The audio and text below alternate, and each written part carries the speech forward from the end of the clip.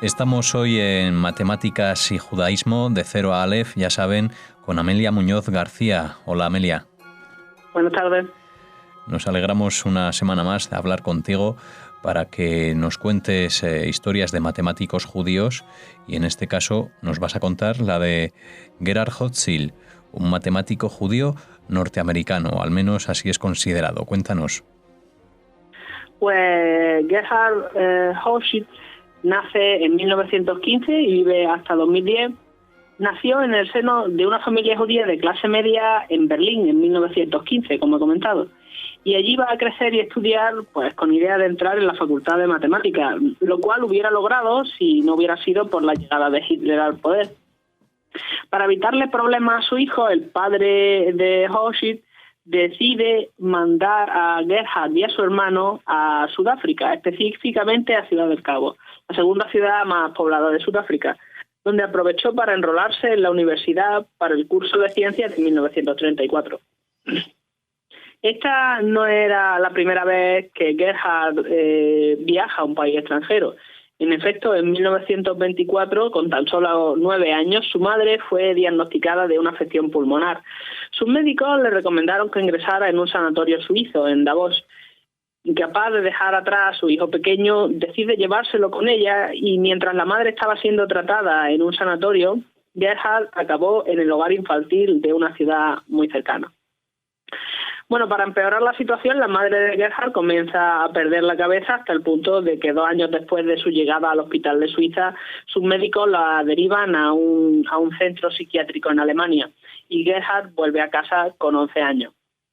Tras abandonar Alemania unos cuantos años después, ni él ni su hermano volverían a ver a su madre, que fue asesinada por los nazis estando aún ingresada. Todo esto supuso un golpe muy fuerte para la moral de Gerhard, que encontraría una vía de escape en la fotografía, en la escalada y en aprender ciencias por su cuenta.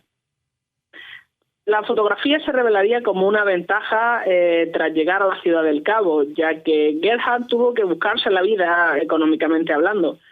Pronto va a encontrar trabajo como asistente de fotografía y sus fotos van a aparecer en diversos periódicos durante su año en Sudáfrica. Lamentablemente, con lo que ganaba en los periódicos, no le daba para pagar las tasas universitarias. Así que otros miembros de su familia le fueron proporcionando dinero a través de la Fundación Familiar Hotziel, creada en 1924 por un miembro de la familia para ayudar a otros en tiempos de crisis. Esto, junto con las clases particulares de matemáticas que iba dando a aquellos que le hacía falta durante su escaso tiempo libre, le ayudan a mantenerse por sí mismo hasta obtener el graduado en física y matemática en 1936 y el máster de matemáticas en 1937. Gerhard obtiene después un puesto de profesor junior en la Universidad de Ciudad del Cabo, lo cual le va a abrir la puerta a su carrera como investigador. En 1938 va a emigrar a Estados Unidos tras haber sido admitido en Princeton en el programa de doctorado, que va a adquirir en 1941 con su tesis Álgebra semisimple y derivaciones generalizadas. Lo normal es que hubiera continuado en Princeton, pero es llamado a filas para trabajar en el Aberdeen Proving Ground, una planta de investigación y manufactura de productos militares, donde va a estar destinado 3 años. Estando allí, donde se va a naturalizar junto con algunos de sus compañeros que tampoco eran americanos.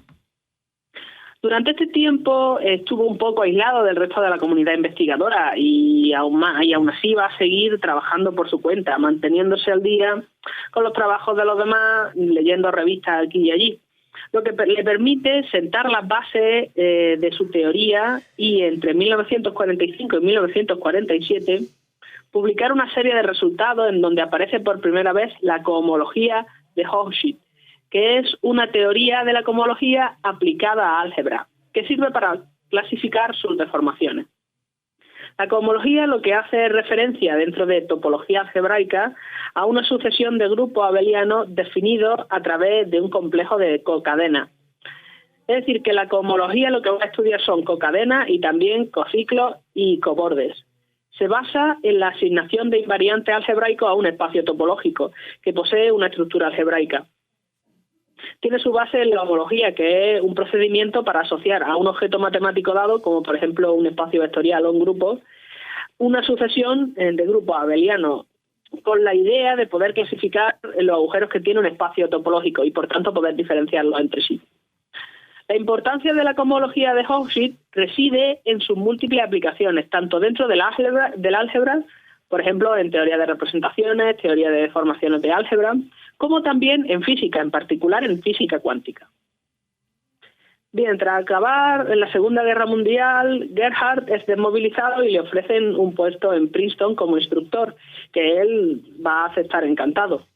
Y en 1946 acepta también un puesto en Harvard como instructor, que va a mantener hasta 1948, cuando decide aceptar el ofrecimiento de la Universidad de Illinois en Urbana-Champaign. Solo 4 años van a tardar en hacerlo profesor de pleno derecho. Ya se pueden ustedes imaginar que su prestigio era tal que permitía algo así.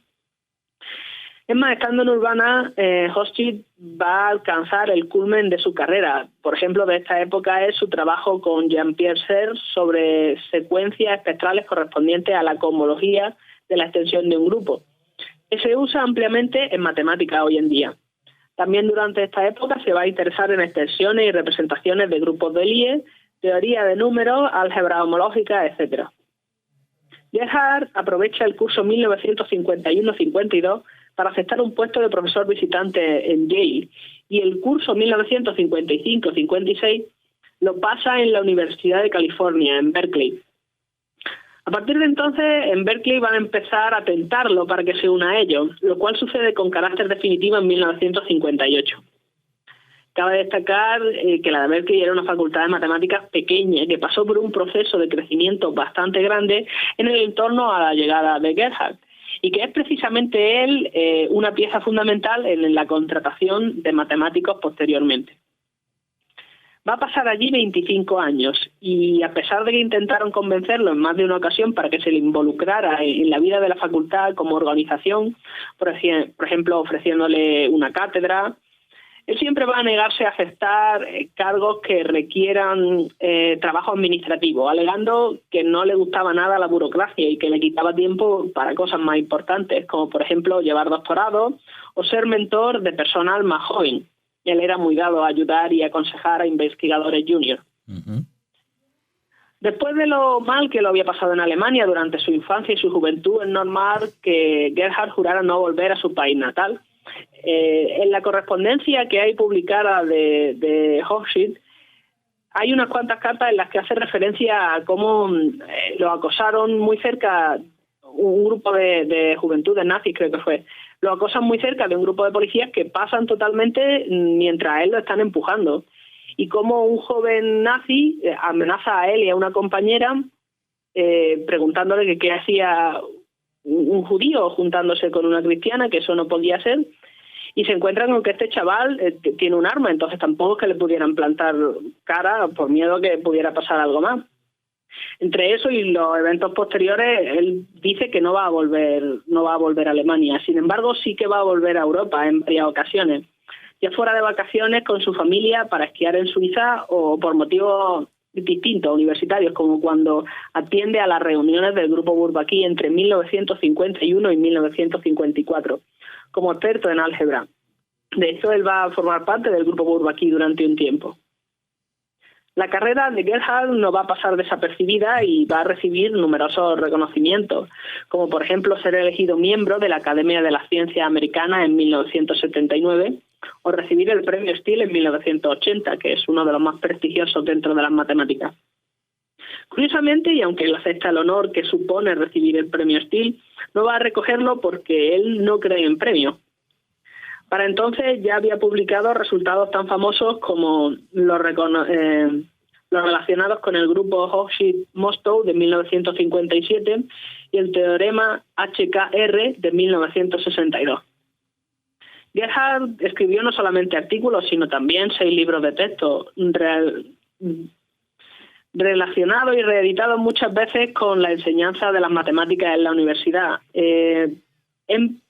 en correspondencia a teoría de cohomología y teoría de grupos de Lie. En particular, su libro de texto Teoría de grupos de Lie de 1965 destaca por su capacidad para dar una visión global del tema sin necesidad de tener una gran base teórica.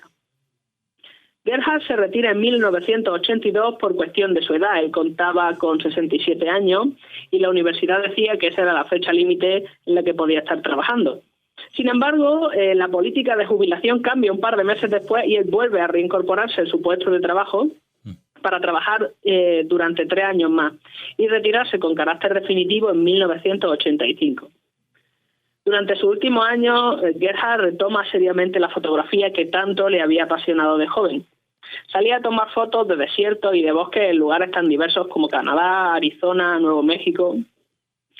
Normalmente solamente era naturaleza y en blanco y negro, aunque posteriormente descubre la generación de imágenes por ordenador relacionados con fractales, que él formaba, coloreaba y después marcaba, tanto para él como para amigos suyos. Gerhard Hochschild muere en 2010 con 95 años en su casa en la bahía de San Francisco. Muy bien, pues muy prolífica la vida de este matemático que hoy nos ha traído aquí a De Cero a Aleph, Matemáticas y Judaísmo, Amelia Muñoz García, a la que como siempre agradecemos que colabore con Radio Sefarad para hablarnos de personajes de los que todavía no hemos hablado aquí en este programa que ella dirige, para conocer más sobre matemáticas y otras ramas de esta ciencia. Muchas gracias. Gracias a ustedes.